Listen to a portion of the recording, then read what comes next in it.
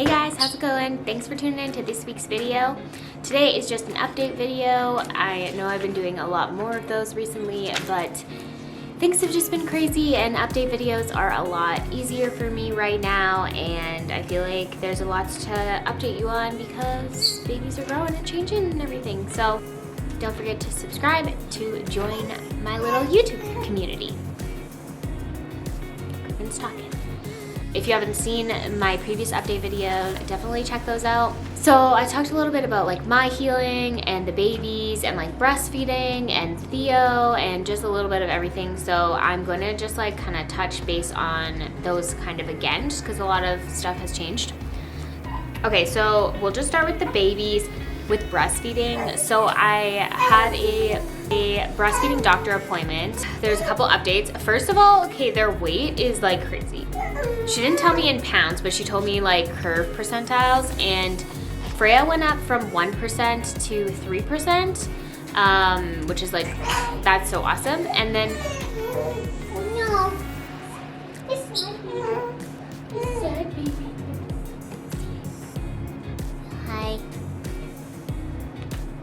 Oh my goodness, why are all your joints cracking? Hello, hello. Who's that?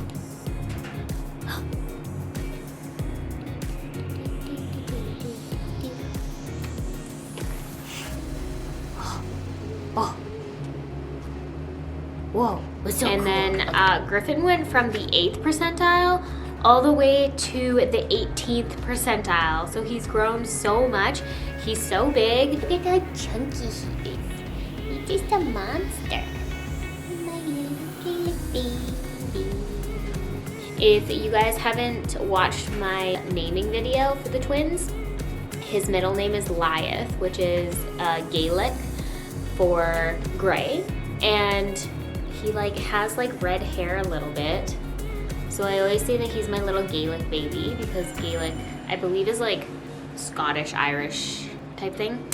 And he has like red hair, and he's just like my little Viking baby because of Shane's heritage. So cool. Anyways, so another update, both babies. So before, the Freya was just on the acid reflux medication because she had really, really bad acid reflux. Turns out she still has it a little bit. It wasn't the correct like dose because she grew so fast that by the time like we finished the medication, it wasn't doing anything because she was so much bigger, because it goes by weight. So we have to put her on another 2-week kind of regimen for that. And then Griffin has mild acid reflux, so we're gonna put him on the medication, and he's been on it for about a day, and I've already seen like massive amounts of improvement. Doesn't puke as much, and he's easier to burp. You're just fussy right now because you're tired. Yeah, it's okay. It's okay, little sweet. For some reason, I can only breastfeed Freya right now when I'm side lying, and then the breastfeeding doctor was telling me that that's because she has a high palate. She's always had a high palate, and it has to be like, the nipple has to be like in the right spot in her mouth, or else she'll gag and just spit it out. And just the way that her like mouth is changing as she's growing, side lying is just more comfortable right now.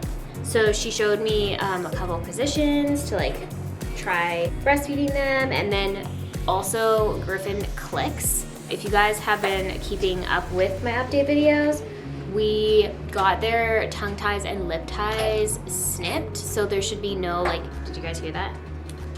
That's his clicking. She said that it could be like behavioral, where he's just like used to it and now he does it all the time. It could be whereas he has a similar problem like her, where it has to be in the correct spot, but it's not as bad and not as obvious as hers. So then when it's kind of like weird in his mouth, he'll just click instead of spit it out and like readjust. That's interesting.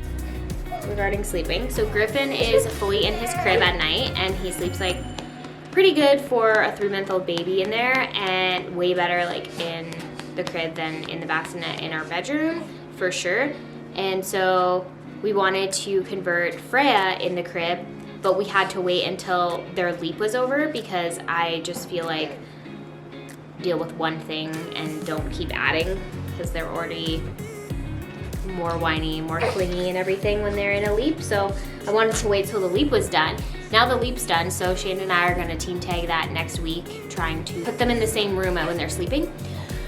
I'm scared though. I'm scared that one will wake up and then wake the other one up in the night, and then I have 2 crying babies. I can't breastfeed them at the same time because of multiple issues with, they're very hard to breastfeed with their high palates. They always spit out the nipple, so I always have to like hold the boob in their mouth, and I don't have 4 hands to like hold the baby, hold the boob, hold the baby, hold the boob. So I can only breastfeed 1 at a time, and if 2 of them are crying at once, it's just like a lot for me, and I really don't want to deal with that. So I'm kind of scared and anxious about putting them in the same room, but they have to get used to it because obviously like that's their room. Like they share a room, and that's just how it's gonna be. So Shane and I are gonna take like I think it'll take like a week. It took about 2 to 3 days for Griffin to get used to it by himself. So I feel like it'll take like 2 or 3 days for Freya to get used to it, and then just like an extra 2 days. So next week we're gonna try it out, and hopefully we can get it done before their next leap. Move on from there. Basically, as the babies grow, Shane's and my kind of responsibilities change. So before it was mostly Shane just kind of looking after Theo, and then now I talked to him again and I said like I'm gonna need help at night. Nighttime is really hard for me. Basically by the time Theo goes to bed around 7:30, 8 o'clock, I'm with the babies up until 1 in the morning.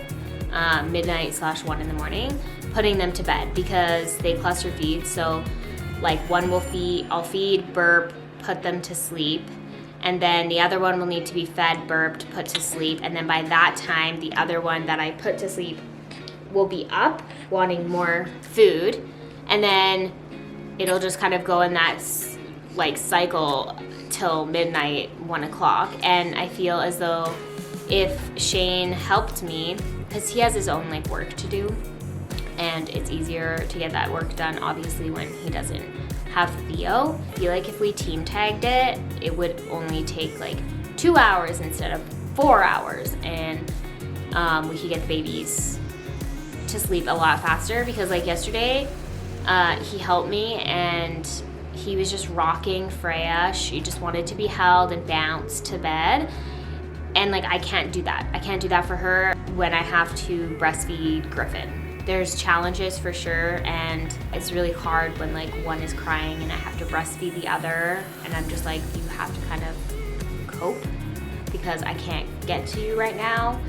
And it's just really challenging with twins. I'm gonna actually make a video probably right after this about the challenges of having twins and like the difference between having one and having twins. So then my healing, so prolapsing, I think I did an update on my prolapse.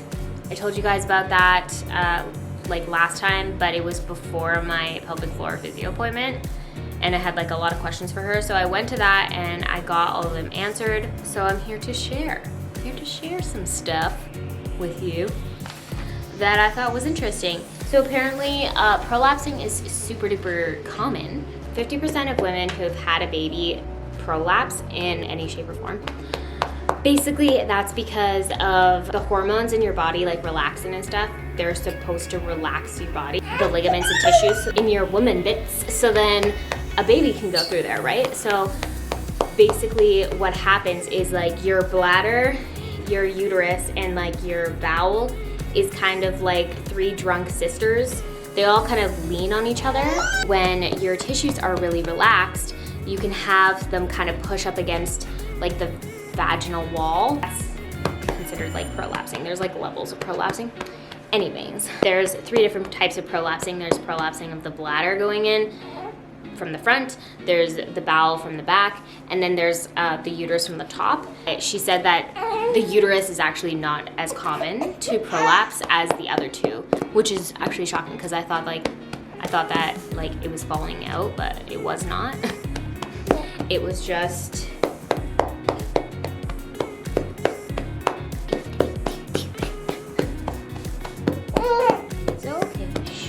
And also, fun fact, I thought this was super interesting. So back in the day, they used to like, if you prolapsed, you would get like your uterus taken out and that would kind of be done. But now they've actually found that when you do that, you actually cause more problems because like I said, the 3 organs are like 3 drunk sisters. So when you take one out, so like the uterus is in the middle, then you're like more likely to prolapse again because there's lots of room for it to kind of like fall in because you've taken one out.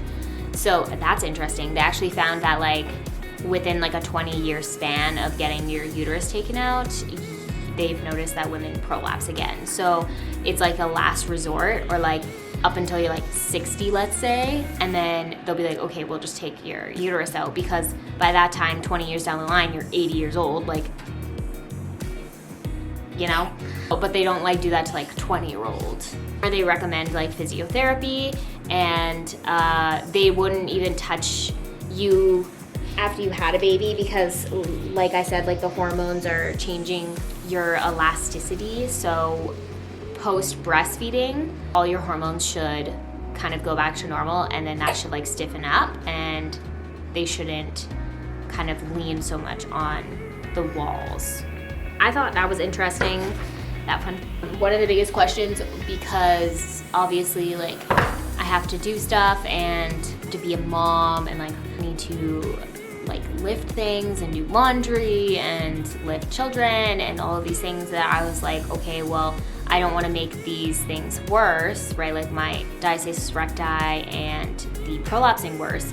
So I'm just not gonna like exercise. I talked to my pelvic floor therapist. She said, no, that's totally not what we want. We want you to exercise. I just have to go based on the red, yellow, green light system. So basically, red is if I'm doing an activity and I immediately feel like I'm starting to feel like pressure or pain, and like I stop right away. We don't want pain. Then yellow is like I'm doing an activity, 20 minutes later, 20 minutes to 24 hours later, I feel kind of like, okay, a little bit sore. Might need to like modify what I do. And then the green light system is if I work out, let's say, and I feel regular soreness 48 hours later, or I don't feel anything at all and I can continue my day-to-day stuff, then to continue that. So I kind of just basically knowing your body and reading your body, but you still want to do like activity because you want to work your muscles and like be able to do mom things. That being said, I have done yoga and a couple different types, and they've been really good so far. I did a really active practice, and I had to follow the yellow light, so I had to kind of maneuver, change some positions from my comfortability, and I got a little bit sore, but it's like a normal workout soreness, which whatever. I felt great after because of doing exercise. So that's good. I'm getting to be more active, and the prolapsing is getting handled. I haven't felt a lot of pressure, which is awesome. I've been feeling really good. So that makes me really happy because I was in a really big low. With postpartum, you go through like a lot of like a roller coaster of hormones and emotions, and I was definitely in a low point of like emotional, mental health, just with everything happening. And right now, like I'm feeling good about everything, which is nice. So like I said, after 7:30, which is when we put like Theo to bed, I feel like it's just like babies up until like 1 a.m. And then by that point, I'm obviously tired and need to go to bed. And then in the morning, I'm really tired. So sometimes I sleep in until like 12. And so I only have like a small amount of time to actually get stuff done. So I feel like I can't get anything done. Today I actually woke up early, just did a couple things before everybody woke up, but it's midday now and I'm exhausted. Like I'm so tired, but I have to get these videos done. But I am trying to manage my time better. I am trying to like not watch as much TV. I wasn't watching that much TV either. I was just doing it when I was breastfeeding, but into the habit of not doing that. And I decided to try this. I don't know if it's gonna work, but yesterday it didn't work. But basically, I try to put the babies down for the night. Ow, not do that, ow. Griffin, chomping on my nipple. Or basically, I try to put the babies to bed as soon as possible. But once 12 midnight hits, I have an hour to do house stuff. So like to tidy my house, to do the dishes, to like put laundry in, if I need to like do the floors, like whatever was on my to-do list that I didn't get done during the day, I need to try my best to fit it in 1 hour. And then that was from 11. My goal is to put them in at bed at 11. It's been not working, but whatever, that's my goal, because they usually go to bed at like 12:30. It isn't loading on my face, it's loading on my background for some reason. They usually go to bed at like 12:31-ish, but since they're getting older, it's getting pushed back and back to like, instead of 12:30, it's like 12, and then it's moving back down. So my goal is like from 11 to 12 doing housework, and then from 12 to 1 doing like my personal things. So like if I want to write, if I want to like take a bath or like shower, whatever, do like my personal health stuff. If I didn't get yoga done, then I fit yoga in there and just do like a bedtime yoga thing. That's kind of my game plan. I did it the night before yesterday and it did work, and I felt good about myself. I did bedtime yoga and I was like so good, and I had like such a nice sleep. But yesterday they were just like super fussy for some reason, I don't know. I'm hoping to continue doing that and hoping that works and puts them on like a regular schedule. Because of this like big gap of time in the evening where I'm just like consumed with babies and feeling like I can't get anything done, I haven't been eating as healthy as I want to. I only have time to like open a can of soup and put it in the microwave. That's all I have time for. I don't have time to cook a meal. Like I even bought like a Ninja Foodie for Christmas, and I was like, oh, this is gonna help me so much to be like super quick in the kitchen and to like enjoy cooking. No, I don't like cooking. I really don't like cooking. There's a lot of prep work that you still have to do with the foodie. You still have to like cut things and peel things and just like, I don't know. I also haven't had time to figure the foodie out completely, so maybe I'm doing things wrong. I don't know. I tried to make a soup and it completely turned to mush. So then I was like, okay, all that time was wasted, because now I have this like mushy soup that no one's gonna eat. So I froze it and I'm gonna use it as baby food once the twins are in that stage. But so annoying. And so cooking is like a really big struggle of mine, probably the biggest right now, because I can't find time to cook. Before you guys ask me, well, why doesn't Shane cook? Because I don't like his cooking. All he is good for is like wraps and sandwiches, and he makes his rice meals, and I don't want to eat rice meals every day. I want to eat like good stuff. Oh, he doesn't cook for me. And like even when he's like feeding Theo and he only gives him rice meals, Theo gets upset because he's used to the way that I used to feed him when I had time. Anyways, so that's super funny. But yeah, cooking is a really, really big struggle for me. It just takes so much time, and I don't have time usually to cook and eat. So I need to like either cook and I don't eat and I go and feed the babies, or I grab something really quick from the fridge, shovel it down, and then go feed the babies. Like I don't have time to cook and eat. It's just really hard, and I'm dealing with that right now. Anyways, I'm rambling.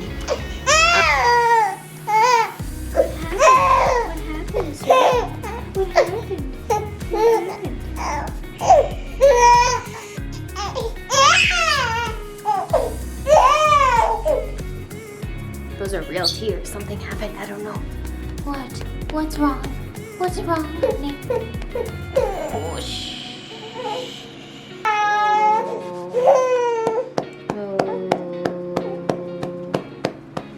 I also have an update on Theo and his sleeping, but Griffin seems to be upset at the moment. So hopefully I can get this done. We were taking away milk for Theo. We were taking away the bottle and milk. And he now has a sippy cup, and we don't do, oh sorry, this is probably like super annoying. Anyways, so we took away Theo's milk and bottle, and now he has a sippy cup, and he doesn't get goat milk anymore. He gets soy, sometimes he gets oat milk, whatever we have in our fridge basically. And he just gets like this much of it to go to bed. So far, he enjoys that. He wakes up with less pee. He which is like a really big thing for me. I want to start potty training, and that's like a big thing for me. For him to wake up with a dry diaper. He was getting nightmares, night terrors before, just after my last update video. So then we put in a nightlight in his room, and then we started to leave the door open. We ask him, do you want the door open or do you want the door closed? So if it's open, we leave it open just a crack, like probably like that much. And then as soon as he goes to bed, we close it. And that has seemed to reduce his nightmares in the middle of the night. Also, it reduces like the crying to put him to bed, because he would always cry. He'd finish his milk and then he'd get upset and then he would cry. We would go in there and shush him, and then we'd have to do that like a couple times. And now we hear like some like whining, being like kind of thing, like half asleep whining, and then he ends up falling asleep on his own. So I think he was scared and he didn't like being in there alone. You're a fuzzy boy right now. Whoa, what the? No wonder why you're crying. What did you just do?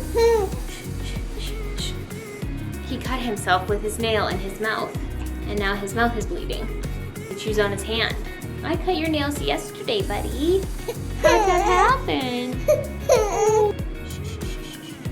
Okay, so I'm gonna end the video here and go deal with my babies. Hope you guys liked this video. Sorry it ended this way. Tune in next week for my next video. Please subscribe to my channel, and don't forget to follow me on Instagram at MiniWitsFamily. Thank you so much. Bye.